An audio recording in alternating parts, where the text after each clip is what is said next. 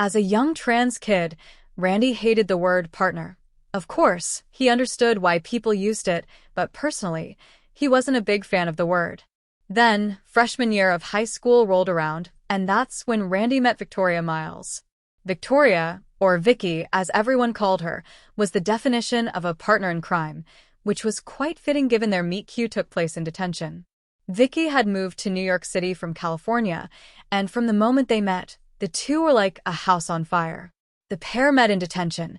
It was only Vicky's third day of school, and as a regular in Mr. Flat's Directionless Child's Club, Randy knew the names of all his fellow detention-goers.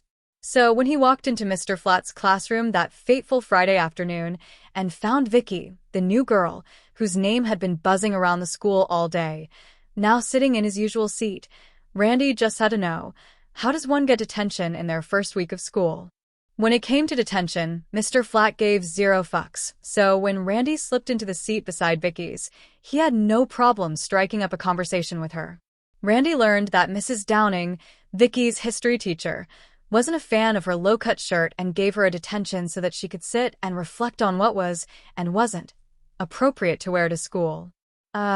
She's just mad 'cause her husband got a job as a college professor, and now he's too busy fucking sorority girls to fuck her, Randy said, causing Vicky to laugh. The pair quickly fell into deep conversation, and before long, Randy found himself pouring his heart out to Vicky, and her doing the same.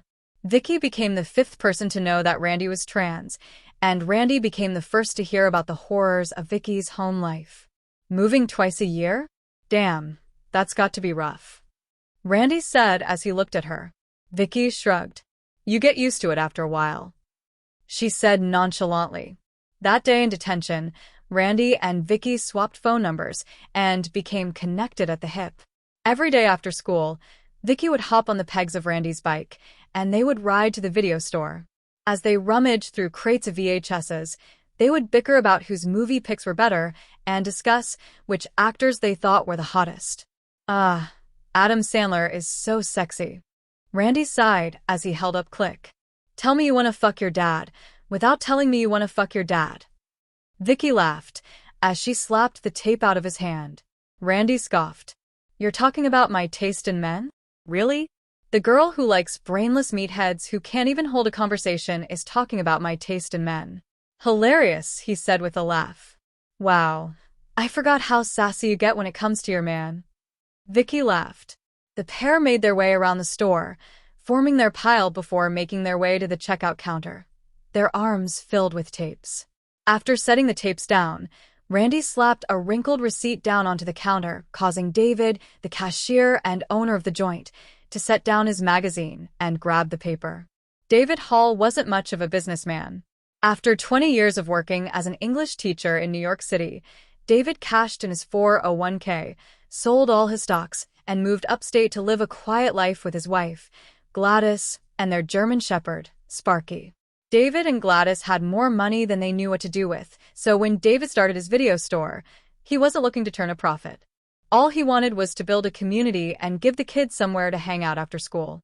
David's spot was more like a library than an actual store. All the locals knew that as long as you were kind and dropped in and said hello every now and again, a return of VHSs, or trading in some of your own, would get you more VHSs. Sure, he could have called it a library, but then he wouldn't be able to charge the town assholes and people from out of town who just came in to buy some of the rare movies in David's collection. David rang up the new tapes before turning to Randy and Vicky. 82 cents. Cough it up, he said, holding out his hand. Randy dug around in his bag, scraping together the exact amount. Pleasure doing business with ya, David said.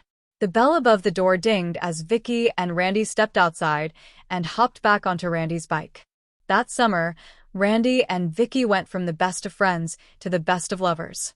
That summer was their last carefree summer, and they took advantage of it.